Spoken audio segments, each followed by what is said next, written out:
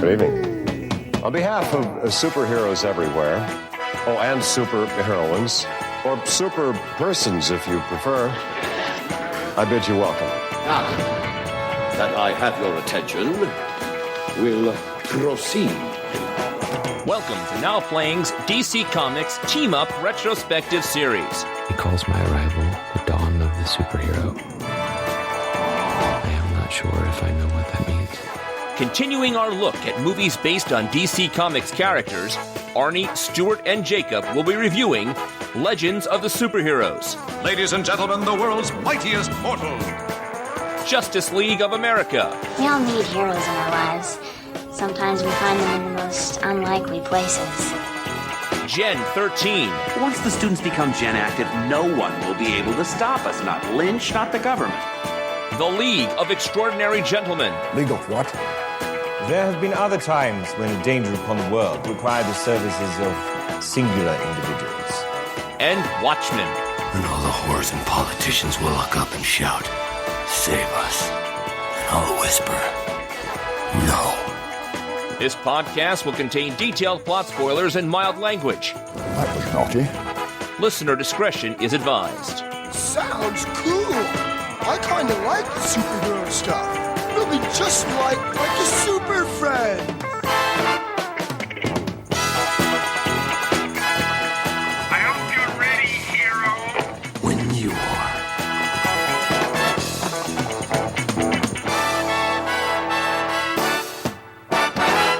Today we're discussing Legends of the Superheroes, starring Adam West, Burt Ward, Jeff Altman, Charlie Callis, Gabriel Dell, Howard Morris, Mickey Morton, William Schallert, Ed McMahon, Ruth Buzzy, Frank Gorshin, directed by Bill Carruthers and Chris Darley. This is Arnie, co-host of Now Playing, and if Shakespeare had had my mic, there's no telling how far he would have gone. Stuart in L.A. Stuart, obviously you're not a true Hawk man. Let me introduce myself as a true Hawk man. Oh. Oh, I stand corrected. Yeah, go put your cardboard wings away. The true Hawkman is here. Is there a call to make it go away? Oh, please. Along with everything else in what we're about to discuss. Welcome back to DC, guys. Yeah, we were supposed to be discussing American Splendor today. Yeah, but why do a real film? Why do something with artistic merit when we could go back to television? Yeah, we're breaking all kinds of rules here. Can we just say, when I started Now Playing, the rule was a theatrical film. I didn't think it could get worse than 12 Friday the 13th films. I didn't think there was a more frivolous endeavor than where I started on this. But, I mean, just a call out there to parents, if you, want to get your iPhone and wrap a towel around your child and have them jump off the couch and call him Superman, I think we can add it to the retrospective at this point. I think that's where we're at with Now Playing. I used to hate superheroes, and now I'm just hoping they'll come and stop us. That's what I really hope. All right. I will take full responsibility. Yeah, I know you are, because I sent an email out just to get behind the scenes, like, why are we doing this? This is bad. I'm suffering through it. You did. I don't think I totally knew what this was. And when I found out it was 2 episodes that didn't even ever air together, it just added to the, experience. Yes, this is my fault, and it is a mistake. We should not be discussing this. The rules of Now Playing are still in effect, but every so often one slips through the cracks, and that's the case of Legends of the Superheroes. Because my memory from being a child... From what, 4? Of 4. Don't rely on your memory of 4. That's the only time I'd seen whatever it is I saw. I remember sitting on my parents' red and black shag carpeting in front of our 24-inch CRT on a Saturday night, watching live-action Justice League. And I remember Adam West and Burt Ward. So I figured this had to be it. And when this got an official DVD release back in 2010, I pre-ordered the mofo because I was so excited to revisit this show, this movie, that I had watched on TV back then. And you didn't crack that cellophane until last night when you had to watch this, huh? That is correct. Now, my memory, though, is not what we watched. And maybe a listener could tell me what I saw, but I felt like it was a live-action pilot for Challenge of the Superfriends, which had, like, I remember, I think, a live-action Apache chief fighting a live-action Giganta as, like, giants on a Godzilla-like stage with Batman, Robin, The Flash, Mr. Freeze. Was this like some dream you had? This was like a movie you watched, or did you just like go to sleep? I don't know anymore. I don't think this exists. I do not. I looked up Apache Chief, and he has apparently not appeared in any 70s or 80s television as live action. So, did I see a special cartoon? And I saw Legends of the Superheroes? Did you see the episode of Bonanza and mix it up with this? Like, I don't know. Yeah, there's plenty of Apaches out there. I think your mind just created an experience that did not exist. We can all admit, we love the Superfriends, right? That 7 years before this came out, or whatever it was, like 1973, they started airing the Justice League as a cartoon, and that's what we loved. Yeah, I mean, I remember watching it as a kid. I don't know how well it holds up. Oh yeah, no, I haven't been back. It actually aired consistently from 77 to 86. And what this was supposed to be a live action version of the all new Super Friends hour that they'd started in 77. And it was to launch the next iteration called Challenge of the Super Friends, which was going to start 78 to 79. Okay. I'm not sure if I follow. These are both cartoons, you're saying? Two different issues or iterations of the cartoon. But Super Friends, just to put it out there, when you asked me who were this Justice League, it was Superman, Batman, Wonder Woman, Aquaman, Green Lantern, and then a couple other minor characters. Did they have the Wonder Twins on that one? Well, sometimes it was Marvin and Wendy or something like that and a dog. And then, yes, it was Zan and Jaina and Gleek the monkey. And those are the only ones I know. And that started when this all happened. In the 73-74 is when they had Wonder Dog, Wendy, and Marvin. It's in 77 when I started watching this that they had the Wonder Twins and Gleek. And I mean, I don't know if you guys noticed, but this live action Legends of the Superheroes is a Hanna-Barbera production. I noticed, yes. I had fond memories of their other TV movie that had been made 6 months prior, Kiss versus the Phantom of the Park. Yes, this was their second attack on 70s audiences here. And I got to say, they're getting worse.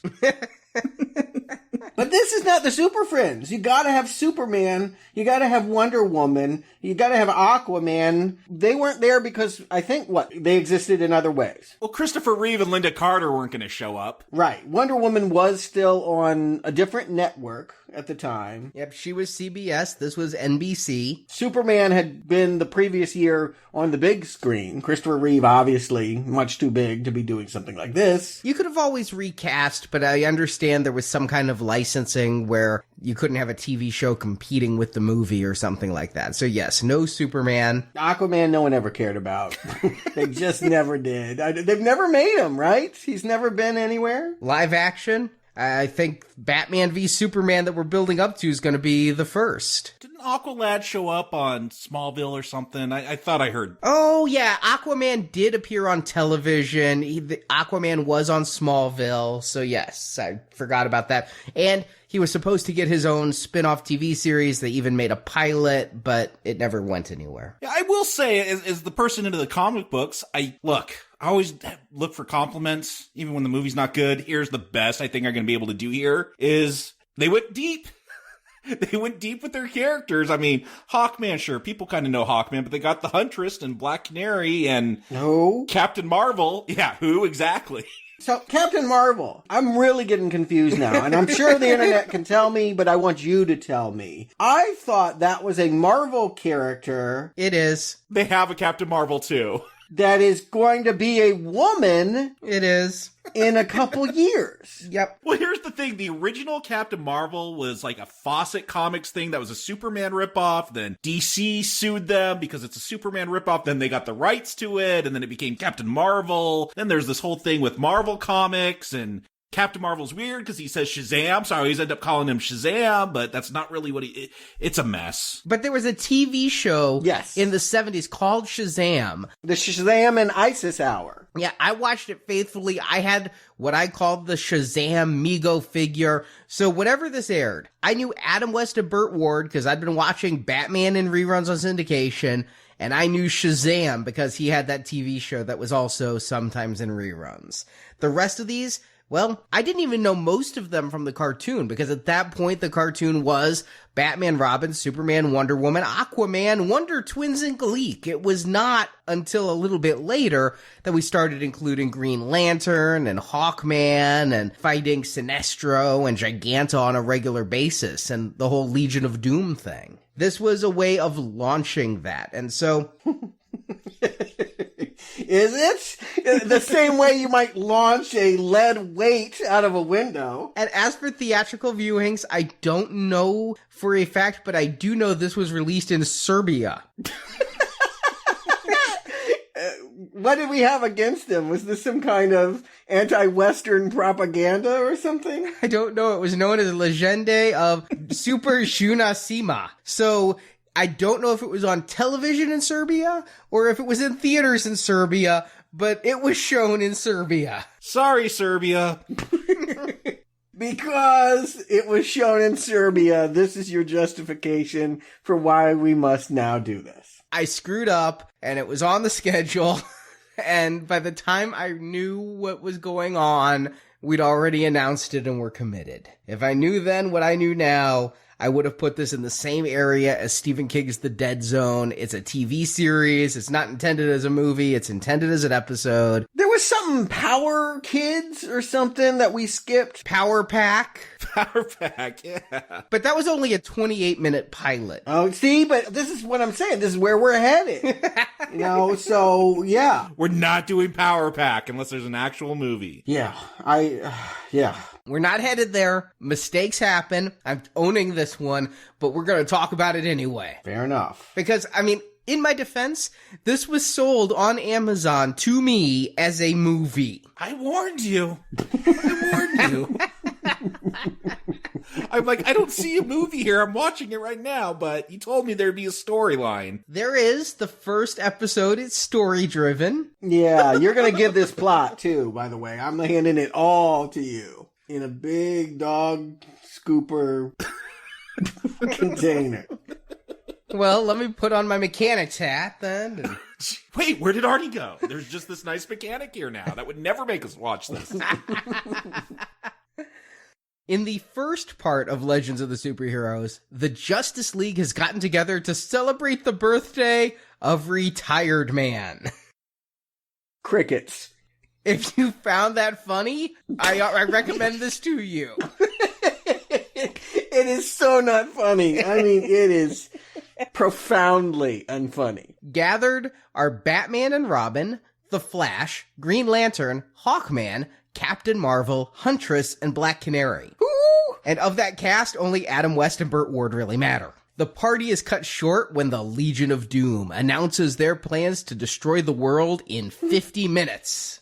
With something. That group of baddies is led by the wizard Mordru, and he commands Dr. Sivana, Riddler, Sinestro, Giganta, Weather Wizard, and Solomon Grundy. And by the way, Solomon Grundy, that actor, was Mala in the Star Wars Holiday Special. I know, he's got 2 winners on his belt. You know, we used to give out golden headphones. I think we could give out, brown headphones to him.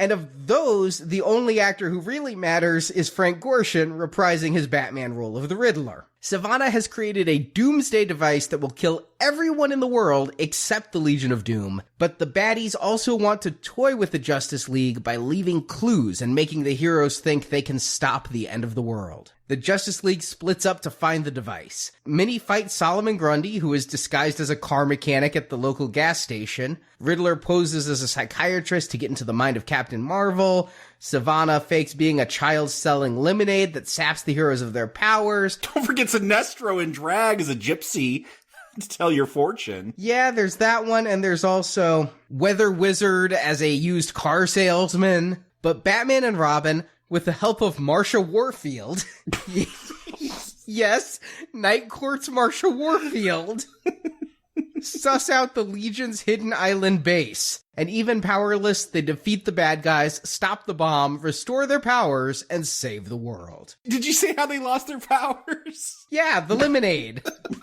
Magical lemonade. Oh. Then in the second episode, the Justice League is joined by Ed McMahon, who hosts a roast of the good guys. Joining in the fun, not only are several members of the Legion of Doom, but also Hawkeye's mother, African-American hero Ghetto Man. I feel bad just saying that. No, man. And man-hungry, elderly Aunt Minerva. The show is brought to a climactic close when Mordru shows up to sing a villainous version of That's Entertainment, and blows up the entire set in the process, thus blessing us all they can't make a third show. But the heroes are unharmed, and Ed McMahon is smiling as credits roll. Well, so do you recommend Legend of the Superheroes? Yeah, I mean, where one can begin is difficult to say. The characters, Captain Marvel. Yes, I just love these opening credits. First of all, that narrator has to speak so fast in that echo, and the way each of these characters is introduced, and they repeat it in both episodes. And it is quite the introduction, and it immediately sets the stage for what you're going to get. The outfits, the actors, the music. It's all bad. It really is, but some is worse than others. Captain Marvel, he's not bad. The outfit's okay. I like the gold. The short cape, is that how it is in the comic? Yeah, he's got a little white cape. I mean, Captain Marvel gets his power from the, Rock of Wisdom. He says Shazam, which is Wisdom of Solomon, the something power of Zeus. I don't know. It all stands for some different god or wise person that he gets his powers from. I recently watched an animated DC movie of Batman versus Shazam. And isn't it like he's a little boy named Billy Barty? Yeah, Billy Batson. And yeah, he says Shazam and he turns into this big superhero. There's a whole Shazam family. There's Mary Marvel and I don't know. I think there's a talking tiger in there. It's a whole thing. Okay. I was just encouraged. They call him the mightiest mortal. I'm like, as long as we can kill him. That's it. They call him the mightiest mortal, but then they say he's fighting a never-ending battle against evil. So it's like, well then, does he die? Yes. Right here. The second one, Stuart's favorite hero, Green Lantern. Somehow it gets worse. I was trying to imagine Ryan Reynolds in that outfit trying to make that work, firing those lasers from the ring. Yeah. The weirdest thing is Green Lantern in this. He zaps himself. He teleports with his ring instead of creating an energy field or a green jet that he could fly with. He just zaps it. He points it like he's committing suicide with that ring and just zaps himself. That pose he strikes is a weird pose because one fist is out behind him. The other fist is his elbow is bent 120 degrees, and then his wrist is another 90 degrees to point back at himself. It is odd. And he fires beams, now that you've mentioned Kiss versus the Phantom of the Park, just like those guys did from their eyes. Now, my favorite of them all is the third they introduce. Hawkman. I just love the scream they keep doing. That is terrible. What about his wings that look like they were made of 70s upholstery? Well, that's why, he is the most built. They actually got a bodybuilder, not an actor. The others had done various TV things, but I'm like, you get the most built guy because they're going to put him in the stupidest costume. So it's a way of intimidating you from actually making fun of it. Well, and he's got to be able to stand up with those big, heavy upholstery wings. Yeah. It's staggering, that outfit.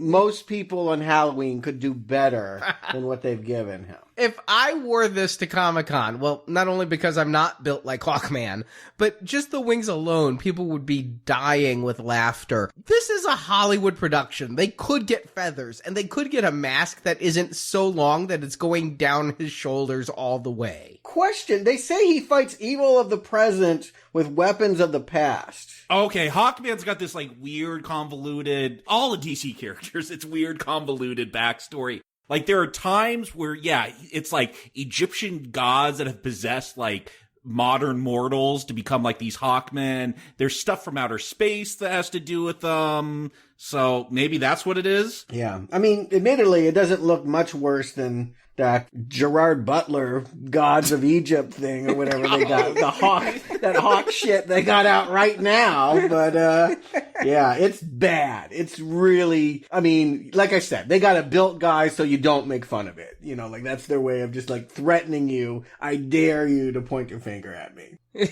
Well, he was my favorite of all. Really? I'm kind of impressed by Huntress? Who the hell is this? Hey, even I know who Huntress is, thank you. Which version are you going to say, Arnie? I was going to say one of the Birds of Prey. She was on that WB TV show. Okay, yes. Yeah, but she, again, has a weird backstory. Like, the original version of her was like this alternate Earth where she was the daughter of Batman and Catwoman, which I think was still her origin when they would have done the 70s show. Now she's like the daughter of a criminal underlord, and she decided to go good and fight evil in Gotham. But she teams up with Batman now and then. I don't think she has a line in this film. Neither episode, no. Yeah, and Flash doesn't either. Yeah, he's like the Green Lantern. Like, he doesn't actually run fast. He strikes a pose and then just kind of disappears because supposedly he's running fast. Flash definitely talks. He has a battle here where he does a little bit of talking. But yeah, Huntress, she does not speak much. She does not do much. I was disappointed. They do not give all the heroes here equal things to do. When you have an ensemble film,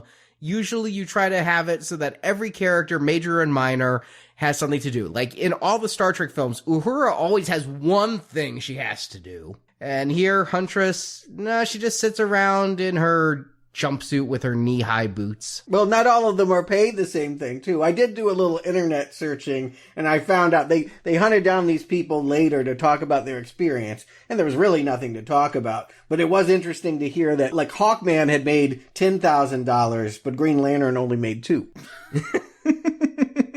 Anybody could have put on that Green Lantern suit. You needed a muscle man for Hawkman. I don't know what the discrepancy was, but it might have been the amount of time that they were in front of the camera, in fact. You're right. There are heroes here that do more than others. And yeah, Flash and Huntress, I forget about them. Flash's outfit, he reminds me a lot of the toy in the comic book, but man, it does not look good. It does not look heroic. It does not look intimidating. And it's not because it's spandex, because damn it, Christopher Reeve rocked the spandex 1 year earlier. But I think it's the guy in the spandex. He's standing there in this opening credits, and he looks chagrined. He looks like he knows this is career suicide.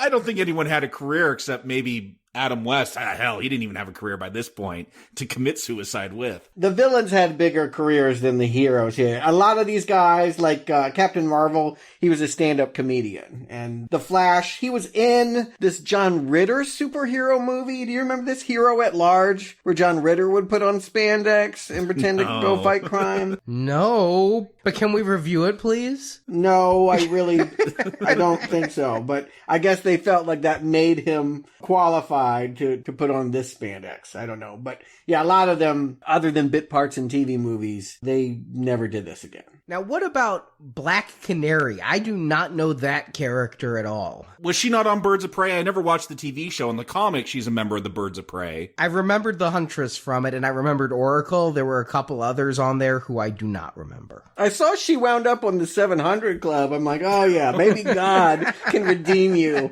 for this. Probably not, though. No. Black Canary wears a leather onesie with some fishnet stockings and has a sonic scream. Well, then they got it right. Does she ride a motorbike, too? She does. She does ride a motorbike. They've recently rebooted her, and she's actually like a singer in a rock band, which kind of makes sense. Does she often have nip slips, or is it only here?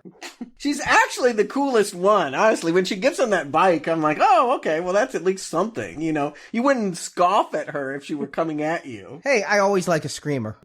Don't forget Robin. Well, here's my thing. With Burt Ward, he didn't get a haircut before this? It doesn't even look like Burt Ward. If it wasn't for the voice, I wouldn't think it was Burt Ward. And I'm pretty sure that person doing backflips at the opening isn't. But Burt Ward, yeah, he's got this real shaggy hair and a more puffy face than he used to have. And so when I saw this, I'm like, they didn't get Burt Ward back? And then I hit IMDb, and they did. Yeah, I heard them say Burt Ward, but it didn't look like Burt Ward. It should be said, it's been a while since the filming of that original TV show. I mean, it's a decade. And I guess for a long while, they didn't want to have anything to do with it. They didn't want to be typecast. And then they said, all right, we have no other career. And they started doing the voices of a Batman and Robin cartoon. And yeah, I guess they felt like they were okay with putting on a costume. This is not the costumes they had. That headgear does not fit Adam West. Actually, that headgear on Batman was the original headgear. It doesn't fit no more. They got it put together wrong because it looks bad. It does not look right. Yeah. They gave it to a seamstress because it had tattered in 10 years, and my guess is it had to be let out a bit in the neck. Yeah. And the seamstress didn't take any photos ahead of time, tore it apart, built something that looked totally different, didn't fit worth a damn, and they didn't have time to fix it. I mean, yeah, this is not the return to form that we might have hoped for Boy Wonder and Batman here. Yeah, the way they introduce Batman, I mean, his symbol is a frightening creature of the night. His disguise strikes terror into the criminal heart. And then they show us pudgy Adam West. And he is sucking in that stomach this whole every time he's on camera. Like, I'm surprised he's able to say anything. He's holding his breath in. Well, you know, he was never, like, in great shape or anything like that. It was always kind of part of the fun that he was a little ill-fitting for such a form-fitting costume. It's more ill-fitting, though. Yeah, no, I agree. It has been over 10 years, and you can tell he did not spend that time in the gymnasium. But Robin did. Man, those flips. That was incredible. Too bad it wasn't him. Now, as far as voicing the cartoon, I remember clearly that Robin was voiced by Casey Kasem during most of that. Yeah, that's when they showed up, like, on Scooby-Doo, or did they have their own cartoon as well? They had their own, but yeah, they were doing the rounds and all the Hanna-Barbera stuff. Now, this was the last time Burt Ward would play Robin until just last year when he apparently did an uncredited cameo as the voice of Robin in one of Batman's Arkham games. Oh. Okay. The thing I heard about him from the other actors that had their reminiscence was that they just said he was like greedy, money hungry. Like the trunk of his car was just full of merchandise. So like all you have to do is walk up to Burt Ward and say, I love you. And he'll sell you a photograph of himself. And that they even said that like Adam West would like finish his lunch and Burt would come in and grab the plate and have it autographed and like be out there hawking it. He was like QVC or the Home Shopping Network before that even existed. Yeah, I've seen the documentaries and things way back when we covered Batman. And also I believe they did a dramatization with Adam West and Burt Ward. Yeah. Like hosting or telling the stories of their younger selves. And it wasn't a very flattering portrayal. But yes, to see these two back, if there's any reason to justify doing it, it's because we covered the first time they were in the spandex, and now we're covering the last. But on the other side, we have the Legion of Doom. Now, Stuart, you said these actors are notable? They have long careers in comedy. The guy playing Mordrew was actually got his start in Humphrey Bogart movies. The East Side Kids or the Bowery Boys, you ever heard of that? It was a whole serial from the 30s and 40s. Humphrey Bogart did the first one. Yeah, he was a child actor. No, did not know him. I also don't know Mordrew. Jacob? Yeah, another like weird wizard guy from the DC past. He shows up every once in a while to fight the Justice League, but yeah, just the DC's got a weird history, lots of magic and stuff like that in its past. Marvel came along and really solidified themselves in the space age with Fantastic Four, and so it's a bit more grounded. DC, you get all kinds of wacky stuff like this space wizard. See, and I never thought of DC as having characters that were supernatural. To me, it was always more like the Batmans or whatever. That. Oh no, wait till we get to Suicide Squad. We got Enchantress, who's like a witch, and Katana, who has like a magic sword. Sword. We'll be getting into the modern stuff, too. Well, no, I mean, we get it right here. We have Mordru, one wizard, and then we have Weather Wizard. This is not real, right? This is a fake. No, he's a Flash villain. Weather Wizard? He uses a wand. Yeah, has a wand that controls the weather. Who was the guy who was the Flash villain on the cartoon that had, like, the freeze gun? Was that just... That's Captain Cold. Not to be confused with Mr. Freeze. Captain Cold. Yeah, and he would have a gun that would, freeze people. I remember him, yes, from Super Friends, yes. Because of Super Friends, I'm not as out of my depth here, though. I mean, obviously, we know the Riddler because of all the different Batman stuff and Jim Carrey. But thanks to Super Friends, I know Solomon Grundy. Yeah, I knew him too. I could name him even. I tried to figure out who there I could name ahead of time. I got Solomon Grundy right. I thought Giganta was Cheetah, so I don't know who the hell Giganta is. I thought Giganta was Thundra, but that's the Marvel version. Yeah, I didn't know Solomon Grundy was born in a swamp.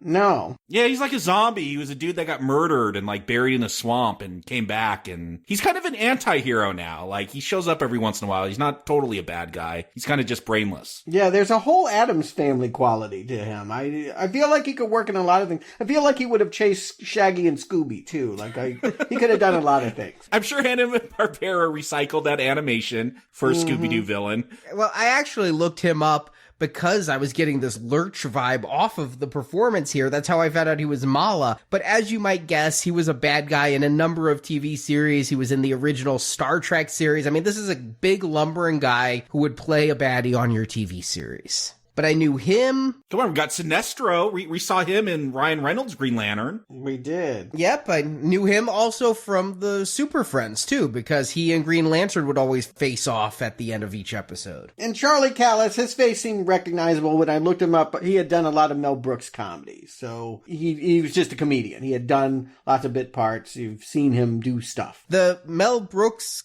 actor I knew played Dr. Sivana, who was Professor Little Oldman in High Anxiety, a movie I absolutely love. Oh, okay. He did a lot of cartoon voices, I noticed. The Hanna-Barbera connection was strong with him. Yeah, Dr. Savannah, a foe to Captain Marvel. Obviously, that's why I've never heard of him.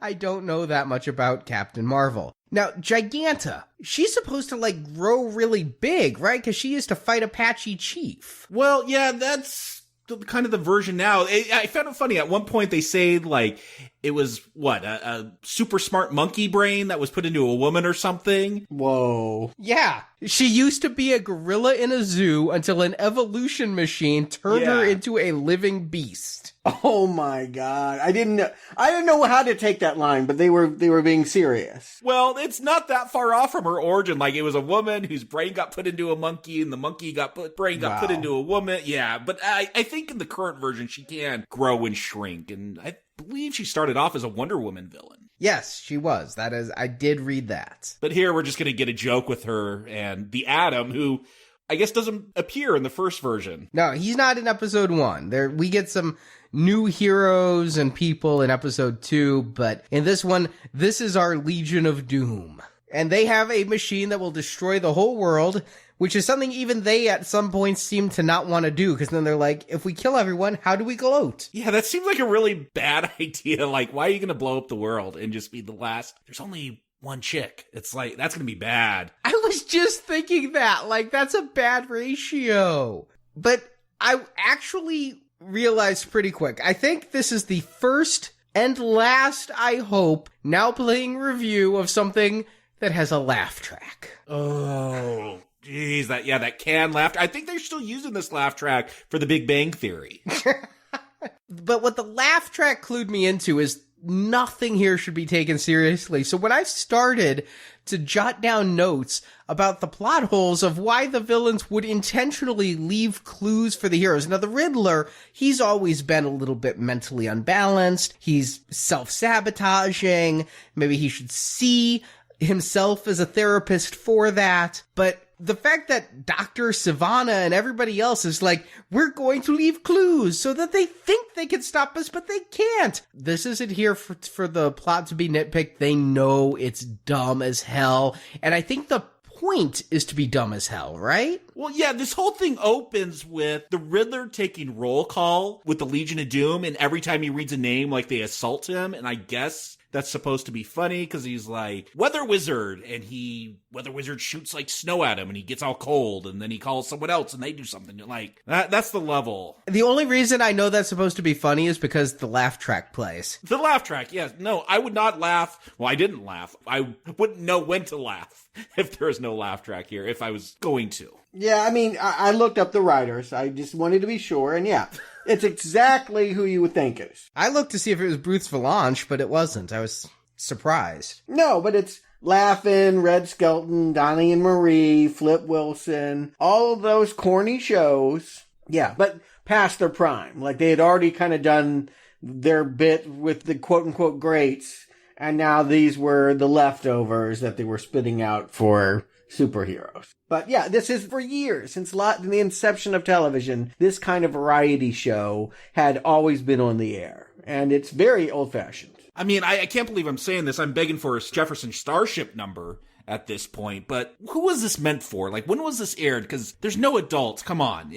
Stuart, you're always defending the 70s and saying people like trash, but I can't imagine adults wanting to watch this. This was aired on Saturday nights. Which was a time when people did stay home and watch television back then. It was the time slot normally given to a show I don't know of called Project UFO. Yeah, I've heard of it. Created by Dragnet's Jack Webb. So whoever the audience for Project UFO was, I think they were trying to snag it here. It was a babysitter night. You know, Saturday nights, you put the more kiddie kind of things. I remember that was the night Manimal was on. I mean, I'm going backwards. No, that was actually Friday. Friday was Manimal, Knight Rider.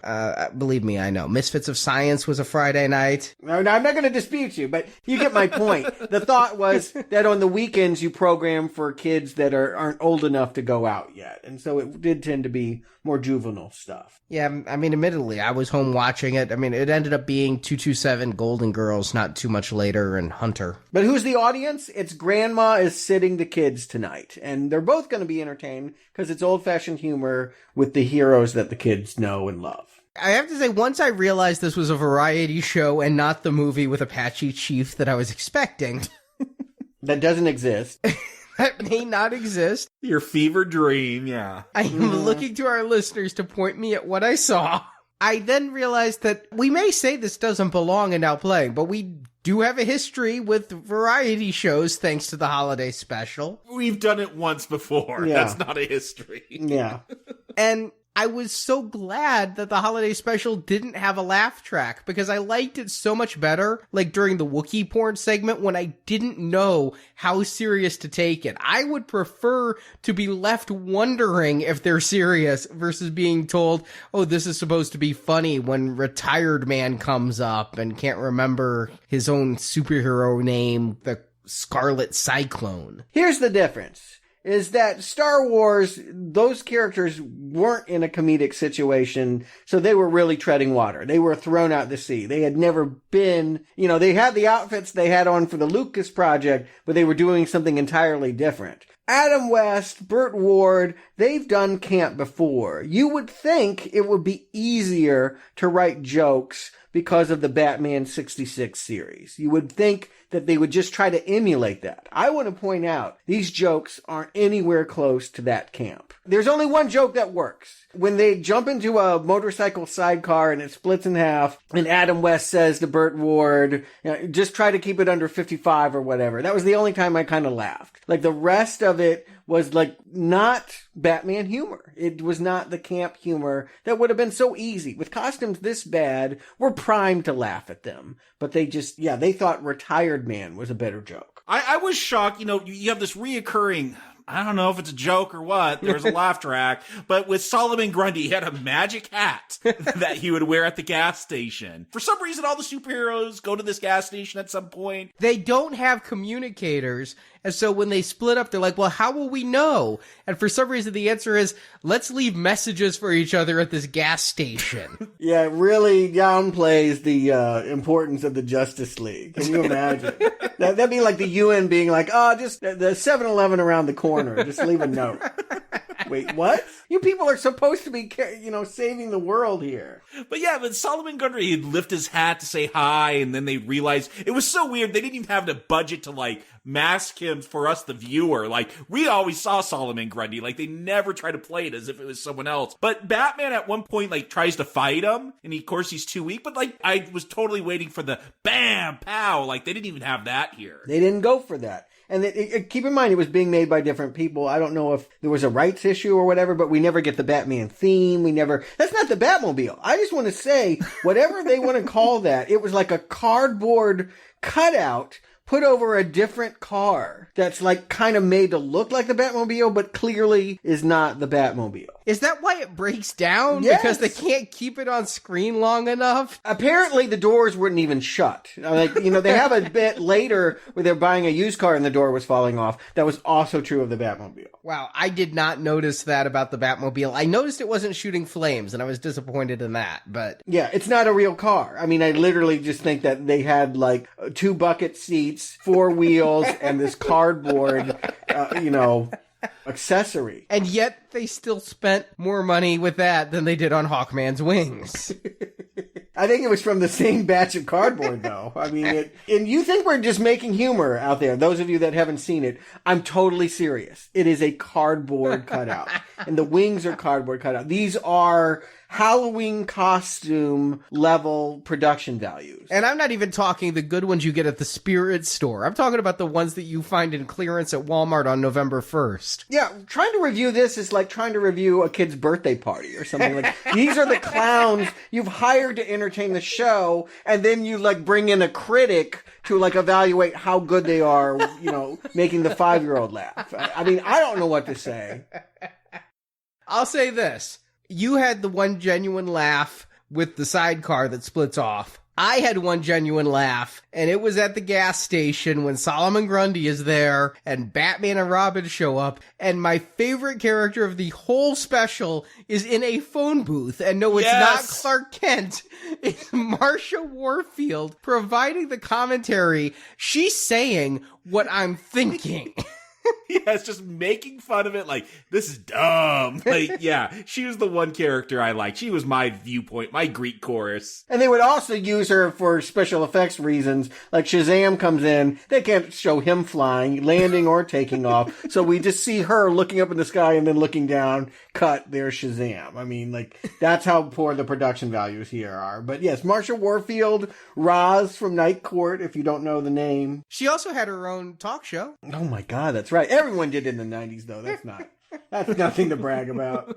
They also cut to her when Hawkman is fighting Solomon Grundy, because I actually had to rewind, because I wondered if I fell asleep.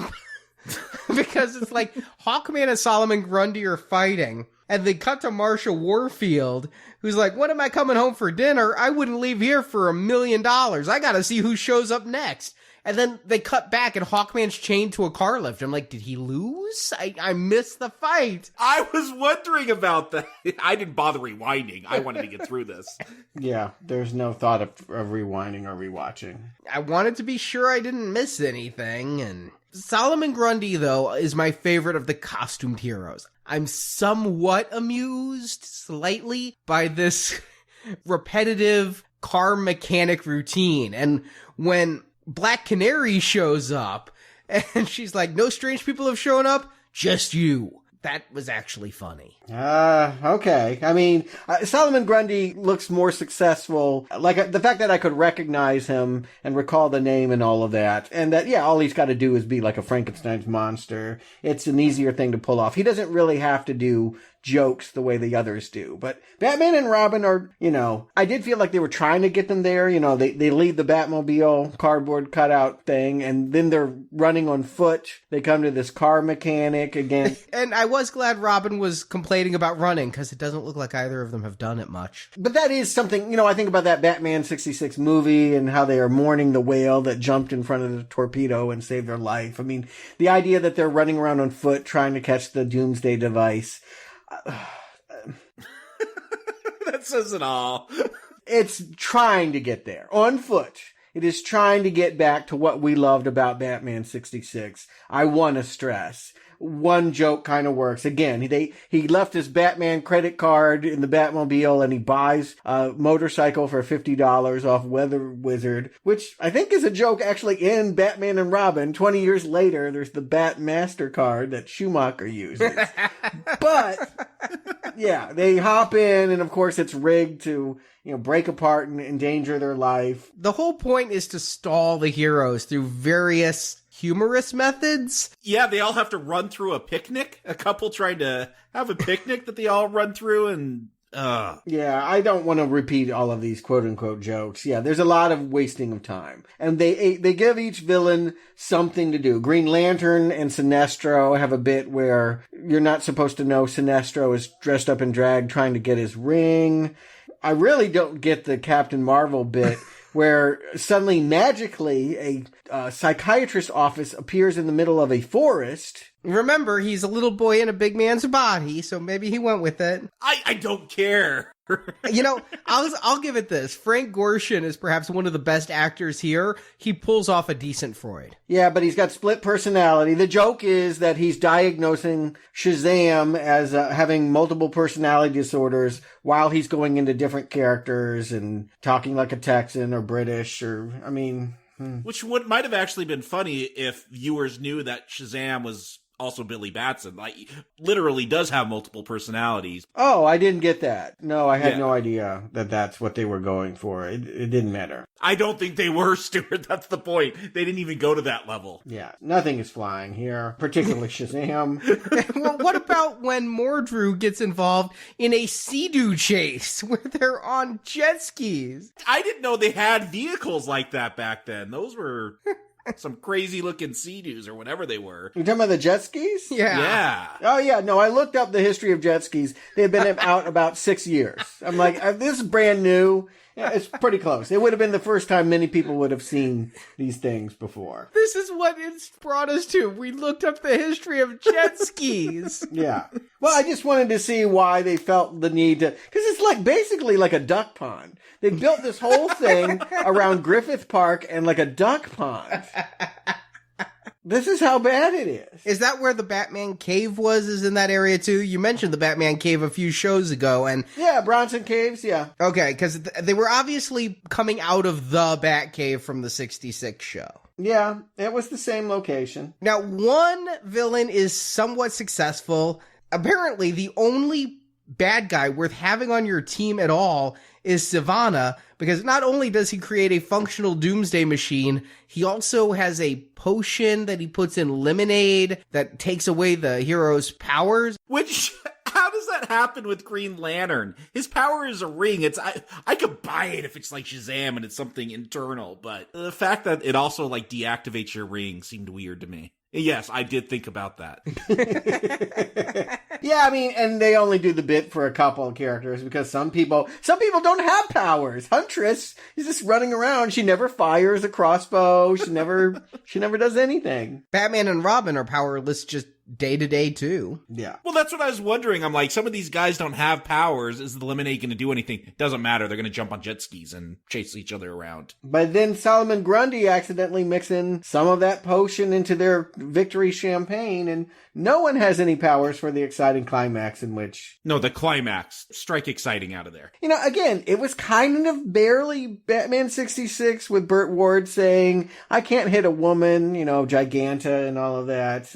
Yeah, that's a repeated joke. This episode and the next is Batman and his, political correct feminism, where he's like, for mankind or people kind. But he always did that. That was the character. Again, I feel like they knew what it should sound like, and Adam West, everyone on set liked him, and he probably had some influence on the ad-libbing. He probably made the Batman character more like the one we remembered just by saying the lines the way he would and probably tweaking them in a way that sounded more like square old Batman. But I just say let him write the whole thing. Honestly, and dump most of this Justice League. This would have been more satisfying as a Batman reunion than it is as a superhero team up. Admittedly, I was so disappointed by having Frank Gorshin, Adam West, and Burt Ward here. Don't you really wish they'd also brought back, like, Cesar Romero or Burgess Meredith and... Oh, he was too big for this. He was in Foul Play. So, how did the superheroes get their powers back? I didn't catch that. They don't. I don't know. Did they say something about it wearing off? I don't remember exactly. I think it was a temporary solution. If you're worried about that, they'll have them back on you. Don't worry. By the time we get to the roast next week, or right now, I should say, yeah, you had to wait a week if you were watching it on television, but we're going to get through this all right now. Come on, there's not much. If I thought the first episode, which was entitled The Challenge, was a challenge to watch... It was. That's nothing compared to the roast. My God, what a challenge that was to pay attention to. I mean, don't get me wrong. On paper, this sounds like Now Playing Gold. You mean we have Ed McMahon joining the superheroes for a roast with Ghetto Man coming out?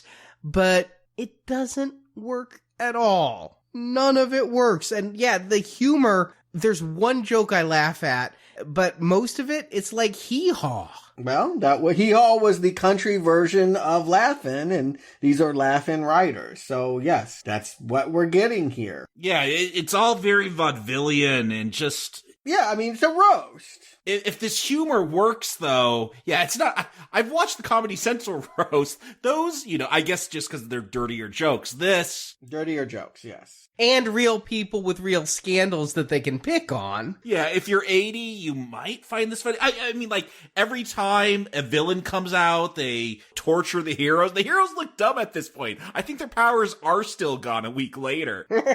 The villains just mock them when they come out. The actors they talked about that play the heroes, they're like, oh yeah, that one was easy. We just had to sit there and laugh. I mean, they didn't really have lines or anything to do. I had to sit there, and it would have been hard to laugh. Yeah, admittedly. But yeah, I mean, some of it is just obviously not funny. Like Hawkman's mother coming out and nagging he doesn't come home except to see the turkey at Thanksgiving. I mean, these are atrocious jokes. But Ghetto Man, we do need to address this. Now, he's less racist than I thought. Really? I really had a memory, once again, maybe a fever dream, that he came out, like, in chains, with a boombox on his shoulder, and a hat. I thought that too. Yeah, I thought there was a boombox involved. And actually, here's what I'm going to say about this entire roast. If you had better comedians, then this would be better. Like Ghetto Man, if you'd gotten Richard Pryor or even Garrett Morris from Saturday Night Live there, I probably would have laughed really hard. As it is, his stand-up routine felt very topical of the time. It's kind of like his entire brand of humor is like saying, hey, white people, black people have something like you. Green Lantern has a ring. We got Sammy Davis Jr. Captain Marvel yells Shazam. We yell Kareem. All right, I laughed at the Kareem joke. I actually thought Ghetto Man kind of worked.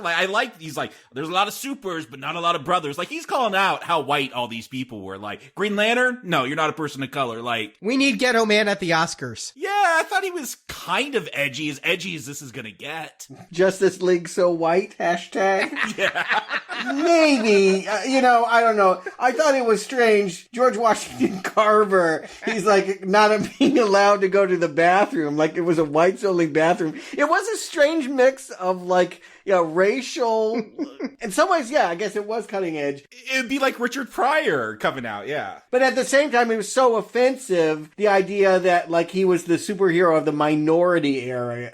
I mean, yeah. But yet it reminds me of some of the Eddie Murphy jokes from Delirious, when I was a kid, if we wanted a jacuzzi, we had to fart in the bathtub. That kind of level of joke. Yeah, no, I get that there is a long stand, and there were movies like this. Like, didn't Damon Wayans do Blank Man or something like this? Well, not only Blank Man, but yeah, I mean... Meteor Man, and yeah. I'm Gonna Get You Sucker. I mean, there's a lot of this type of... Oh, this guy was actually in that movie, by the way, and he was in Hollywood Shuffle, which was a movie about how blacks get stuck in bad movies because Hollywood doesn't know what to do with them. That was from the 80s as well, Robert Townsend movie. So yeah, Ghetto Man. I guess that's the one that's most memorable. It may be the worst thing or the best thing about this second segment here. I'll just say it wasn't as racist as I thought it was going to be. I don't know if that's a compliment. I came in expecting the worst of cringing, and I ended up going, it's not great. It's not progressive, but at least they had a black man in here somewhere. That is true. But then it all goes back downhill when they bring Retired Man out, the Scarlet Cyclone, who, not a DC character, not one that I could find. Yeah, and they just keep cutting back to him for some reason. Would you believe, I actually, like I said, I bought the DVD of this. There were scenes they cut out of this. Like, this is what they chose to leave in. I got to watch some deleted scenes that were even worse. I'm surprised they still had the scenes to put back in. I would think that they would not have treated this with much reverence. But yeah, let's just kind of skip over this last stuff. We could talk about Under the Cape with Roto-Rooter.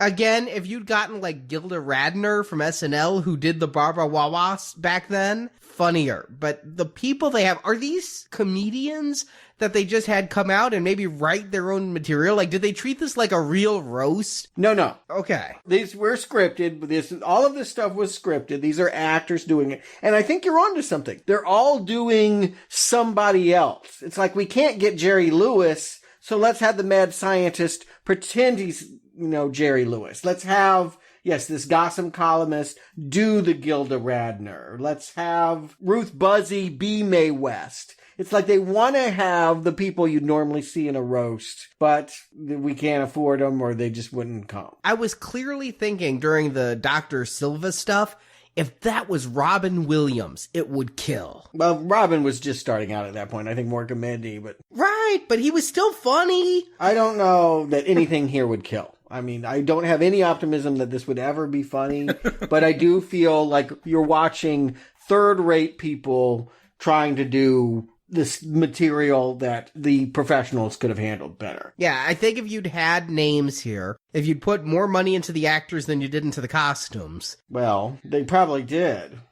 And you had them write some of their own material. They don't have to be stars. They could be up-and-comers that you could find on the comedy circuit or something. Somebody who could bring this level of humor, because that's what it felt like. It legitimately felt like a roast, because everybody came out and told, like, a stand-up routine, with Hawkeye's mom talking about putting newspapers down on the bed, and Ghetto Man talking about Sammy Davis Jr. It was all so eclectic that they had me wondering who the hell these people were and why they didn't get funnier people. Well, because this is what they could afford, and most of these people hadn't worked. They blew all the money on Ed McMahon. Ed McMahon at this point was even pre-Star Search. I mean, he had just been the announcer on the Carson show. And somebody does do a Carson imitation here. Again, I feel like all of it is trying to be someone else, something else. But then there's just really bad filler, like Robin trying to tell Batman he wrecked the cardboard Batmobile. Continuity. Why would you do that? There's that meme that gets passed around where Batman's always slapping Robin or whatever. That's what I imagined. Oh, there's one line where he, slaps him around and then says, "Just wait till you see what I'm going to do to you when we get back to the Batcave." I'm like, wow. Yeah, I mean, the modern audience, that's the most risque joke here. And they try a couple of them here. They have a whole bit where the Atom and Giganta are having a sexual relationship, and Roto-Rooter wants to know the physical mechanics of how they screw. I'm like, so this is not G-rated. If you think you could just turn it on and not have sexual content out there, I mean, there's a whole bit where the mad scientist wants to inspect Huntress's quivers, I think is how he refers to it. Yeah, but it's no Wookiee porn. Yeah, you're right. It's not Wookiee porn. No, but the one joke that I laughed at it, and I didn't feel good about it, is when Aunt Minerva is looking for a husband, and she's introduced to the Flash, and he goes, "I'm the world's fastest man," and she just goes, "Pass." That was the risque joke that I laughed at. Yeah, again, a Mae West kind of bit. Ruth Buzzy, man, she scared my childhood, frightened me so bad. She was the Bugablues. I don't know if you remember this. It was a Sid and Marty Krofft show about it's kind of like the Partridge Family if they were insects. They were a rock band full of insects, and she was like a bee or some kind of, I don't know. She was the villainess, and I've never forgiven her for it. So the big mouth. She did a lot of denture commercials in the 80s. You might remember her from. There's also a joke making fun of superheroes being narcissistic muscle men, signed by Arnold Schwarzenegger. That's a joke a bit ahead of its time. Well, Pumping Iron would have been out. He would have been known as, yes, exactly, the villain of Pumping Iron at that point. Yeah. Was it that big a deal? I only know of Pumping Iron because I'm a Lou Ferrigno fan. I mean, was that a cultural phenomenon where people knew him from? Apparently. He hadn't really made any other movies. There was no Conan or Terminator yet. I mean, Hercules in New York, I don't think that was big. He had done a Burt Reynolds movie. I mean, Stay Hungry, but no. I think that, yes, he was just known as the guy that put down poor Lou Ferrigno and won the bodybuilding contest. Yeah, that was just a joke that caught me off guard. It felt ahead of its time. I laughed kind of when Robin's like, holy Ralph Nader, when he was getting in the car. Haven't thought about Ralph Nader in a while. Yeah, I know. That was a surprise as well. Their references were so strange that, yeah, like Idi Amin and things. They were just names that you were just like, huh, okay. They're very specific to the time. You know, Heaven Can Wait. They were just things that they named. And ironically, Grundy apparently was in Heaven Can Wait, the actor. Yeah, I feel like, yeah, a lot of this would not make sense to anybody now. Actually, none of this makes sense to anybody now, but much of these references will be to things that younger audiences today will have no knowledge of. Well, and here's the thing, when this thing ends, we talked about Shazam, he can't fly. Hawkman, his carpet wings, he can't fly. Who's the one person that actually gets to fly in this? Shazam? No, Ed McMahon. He flies away at the end. Well, Shazam flew in the last one, in the last episode, and he learned to fly by watching Ghetto Man. Ghetto Man flies. To be fair, nobody is on wires. There's no convincing flying here. There's some, yes, superimposition, camera trickery. But, yeah, Ed's goodbye was maybe the funniest thing in this. Yeah, and it couldn't come soon enough because that Mordrew singing an evil That's Entertainment. It kept going on so long that it did start to become funny because you just started laughing about how you felt your life dribbling away. Which is like, oh, it's just never going to end. That's when I was walking around gathering my DVDs and alphabetizing them while he was singing. It was like, I cannot do it anymore. It really does break you down. He's the evilest of all for making us sit through it. Or is that me? Jakob, Stuart, do you recommend The Legends of the Superheroes? I know it's not getting any greens, but is there a brown? Jakob? So the version of this I watched, it actually swapped the episode. So I started with the roast, and I'll just tell everyone this. I can't believe I lasted this long. I lasted 20 minutes into it until I picked up my phone to email Arnie saying, why are we doing this? That was my tolerance level. That was me trying to be patient and get through this. No, this isn't a brown arrow. There's nothing. It's just so bad. It's really, really bad. Take this thing. If this was a comic, I'd be lining Hawkman's cage with it. No, this is a red arrow. Like I said, I wanted the musical numbers from the holiday special to divert me to do something, but no, this is bad. Red arrow. Not strong, not recommend. Stuart. Yeah, no, I mean, the holiday special is enjoyable. It is funny. This is not. It's an important distinction. I mean, the Star Wars universe, seeing them humiliated had a kind of perverse quality. Seeing these no-names dressed up in these cheap, it's like attending a children's birthday party or something. It's like you're literally watching child entertainers go through some really, really painful material for what feels like an eternal amount of time. Honestly, it's like one step removed from somebody putting on sock puppets. I mean, that's where we're at right now. I feel like home movies. So, Stuart, do you recommend Lamb Chop?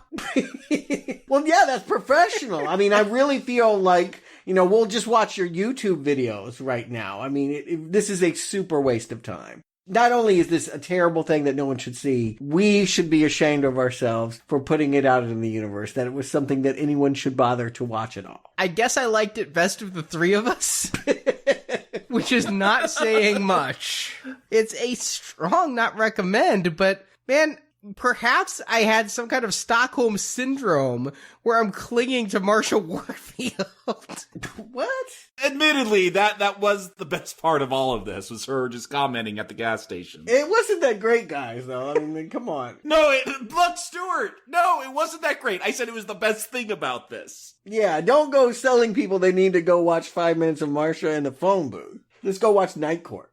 She was funnier here than most of Night Court. I didn't care for the Roz character as much as I cared for the two bailiffs before it, but I liked Selma best. And in the roast, yeah, Ghetto Man is probably worth YouTubing in isolation without watching anything else in it, but it's horrible. I really did feel like there was so much more I could be doing with my life. I could be clipping my toenails. I could be vacuuming. I could be dusting. I could be sleeping. No, don't watch Legends of the Superheroes, and for God's sake, don't buy it. That's right, you spent money. It's not one of those things that are out of print now and going for hundreds of dollars like the Ewok films. No, it's a print on demand. Amazon will only make it if you order it.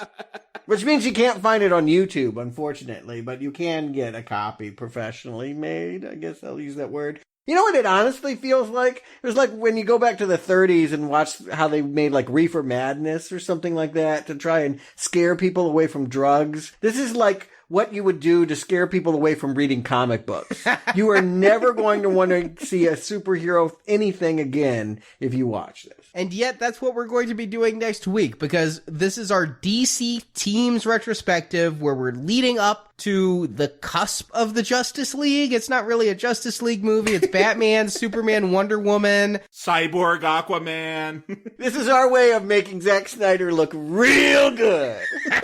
We start here, and by the time we get to that finish line, whatever he's delivered, we're going to love it. Honestly, I wonder if there's any Green Arrows in this series. I mean, after this, I take full blame for this one. I apologize to my co-hosts. I apologize to the listeners. Okay. I hope we created an entertaining show out of my screw-up. Had I had a chance to watch this before our schedule, it wouldn't be here. But yeah, let's break it down for people because they probably don't understand what we're doing. DC Team-Ups is every time DC characters got together leading up until this new Batman versus Superman thing. We got next week, I have no idea what this is. Back to the television. And this one is not my fault. I want to thank/blame one of our listeners who, when we announced our DC Team-Ups retrospective, pointed out there was a made-for-TV movie pilot, just like the Hulk and Captain America and Doctor Strange. Only it was never aired in the U.S. It was never aired, yeah. It was aired in the U.K. Serbia again? Is that part of the U.K.? No, I'm just guessing that where in this world that this would be constituting as a movie. I have no hope for it being anything I'd ever want to sit through, but I will. Yeah, Justice League of America from 1997. With David Ogden Stiers as Martian Manhunter. Yes, MASH and The Dead Zone's David Ogden Stiers. And Miguel Ferreira, he showed up in The Stand and RoboCop. He's coming back. Oh yeah, Twin Peaks. I love that actor. I'm not excited, guys. You're not telling me anything that I want to see. Well, how about a cartoon after that? See, I'm really wondering if there's any Green Arrows in our future in this retrospective. Gen 13, I hope. I can't even find it anywhere, so... Yeah, we might have to skip it then. It's not Generation X. That's all I need to know. No. So hopefully I can find it before now and 2 weeks from now so we can review that. It looks like it's on YouTube. And then we're going to get something that actually came out in theaters? Finally. LXG. Yes, when we're looking forward to the movie that made Sean Connery say, "F*** it." The movie supposedly so bad it made Sean Connery quit. League of Extraordinary Gentlemen, Alan Moore adaptation, so... You know how those go. He's never happy with them. Yeah, I think I saw it. I kind of just remember... Oh, I've seen it, yeah. Yeah, vague things. I saw it too, and I'll agree with Alan Moore, but I'm going to revisit it. I just remember going in with high hopes and then walking out with them dashed. And finally, a controversial one, and the one people are most anticipating, and if there's a Green Arrow in DC teams, this is the one most likely to get them, Watchmen by Zack Snyder again. Yeah, it's one of the few graphic novels I've actually read. I'm rereading it now. I know you guys are going to do a whole Books and Nachos based on it. We're going to really try to get into, why Alan Moore's work is considered one of the greatest pieces of literature of the 20th century, and why, try as he might, Zack Snyder's movie didn't maybe live up to the hype, but maybe we'll reevaluate it. So that's coming up in the next few weeks before we begin our DC Cinematic Universe Justice League retrospective proper with the second episode. Because who knew they would actually pull it off? They tried with Green Lantern, but Batman v Superman, Dawn of Justice. And I have some friends who are really excited, and it's starting to rub off on me. I'm looking forward to seeing that in theaters. And I'm really looking forward to seeing something theatrical. And while none of us recommended this movie, if you guys want to hear about movies we do recommend, head to nowplayingpodcast.com/book. The book Underrated Movies We Recommend, our first collection of written movie reviews, is done being written. We are in the final stages of pre-production before we can send it off to the printer and the last stages of editing. You can pre-order it now. Pre-orders get it signed by all four of us authors. We're going to be in the same place at the same time for a change and get to sign them all. If you don't pre-order, then you probably won't be able to get one of those ever. So you can pre-order it now in book form or the bundle with the audiobook, the ebook, and the physical book. And Jakob, Stuart, thank you for joining me. And until next time, good night and Kareem!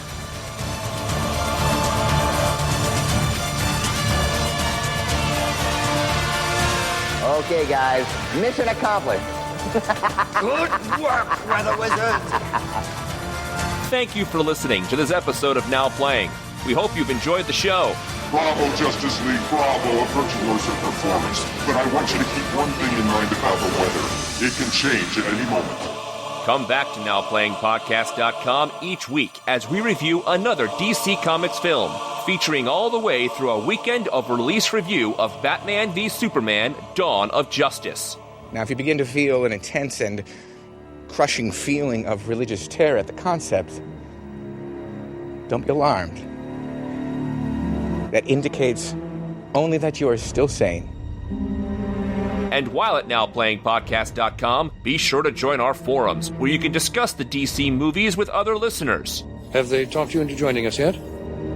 And in the NowPlayingPodcast.com archives, you can find reviews of other comic book films, such as Batman, Superman, Spider-Man, The Avengers, X-Men, The Punisher, and Fantastic Four. What is it? The future, gentlemen. The future.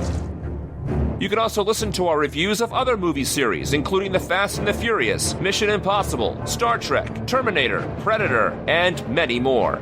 Only the best of the best come here. Find hundreds of movie review podcasts at NowPlayingPodcast.com. You know, I like to go watch movies. You know, I like to watch long movies because, you know, I run around all day. If you want even more Now Playing reviews, place your order now for the first Now Playing book, Underrated Movies We Recommend. Get reviews of 125 films our hosts love. We don't do this thing because it's permitted. We do it because we have to. We do it because we're compelled. You can order the book by clicking the banner at the top of our homepage. We've got to tell the others. There's no time. Oh, yes, there is. You can follow Now Playing on Facebook and Twitter, where we post announcements of new episodes and where the hosts post movie mini reviews. Links to our social media pages are available on our homepage. You can't spend your life in front of a computer, Tori. You know, it's a lot safer.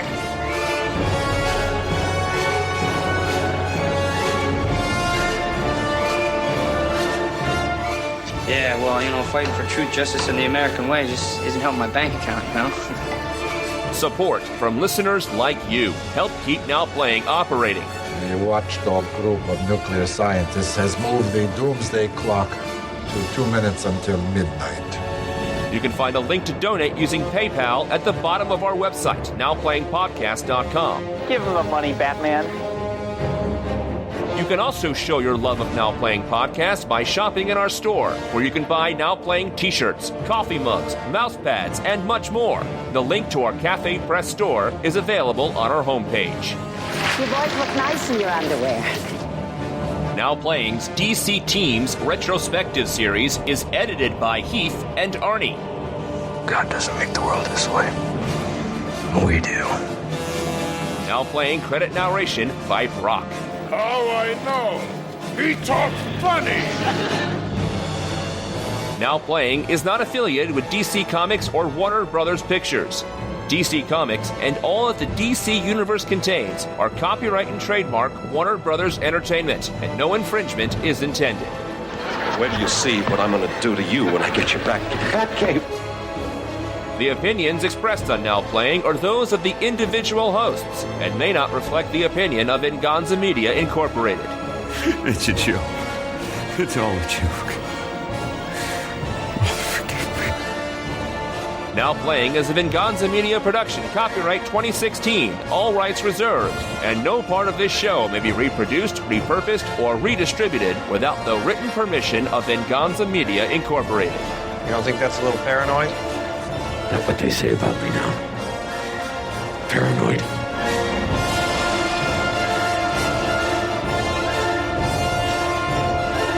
Bon voyage.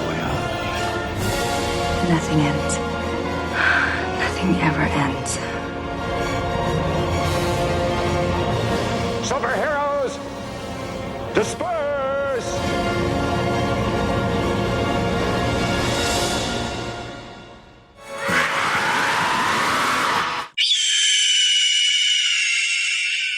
Yeah, go put your cardboard wings away. The true Hawkman is here. That actually sounded like the Falconer from Saturday Night Live. I don't know. I just looked up Hawk Call on YouTube. It's because we covered the first time they were in the spandex, and now we're covering the last. I have to go to the bathroom really bad. I'll be right back. Why? You've been shitting all over this. Yeah, that seems like a really bad idea. Like, why are you going to blow up the world and just be the last? There's only one chick. It's like, that's going to be bad. I was just thinking that. Like, that's a bad ratio. Although it does remind me of that scene in the Justice League porn parody where the only Wonder Woman is... But... I don't even know where to go with this. Yeah, I can't pick up that. And the worst part is I'm not making it up. I'm sure you're not. We'll probably be reviewing that next week. And it might be better. Yeah. Costumes are better. Yeah, they gotta be better than that. There's no upholstery wings. Jeez, that canned laughter. I think they're still using this laugh track for The Big Bang Theory. They have to, because nobody's really laughing at it. It's still a #1 show, Arnie. I mean... Yeah, there's old people. There are tons of people that love that show. Seniors who think that's actual nerd culture. That's who likes that show. Yeah, it's the people who are like, Touched by an Angel has been canceled, so let me watch whatever they're showing in the time slot. Don't you really wish they'd also brought back, like, Cesar Romero or Burgess Meredith and... Oh, he was too big for this. He was in Foul Play. Don't tell me you don't know Foul Play. Is that a penguin bird pun? No, you guys don't remember Foul Play? I watched that movie like 300 times as a kid. Goldie Hawn, Chevy Chase. Chevy Chase. Yeah, and he was like the scary old, like he was like the, I think he was a dirty old man. I don't really totally remember, but they were trying to kill the Pope. Anyway. And Jakob, Stuart, thank you for joining me. You're not welcome. Yeah. And until next time, good night and Kareem! I was hoping you'd use Kareem.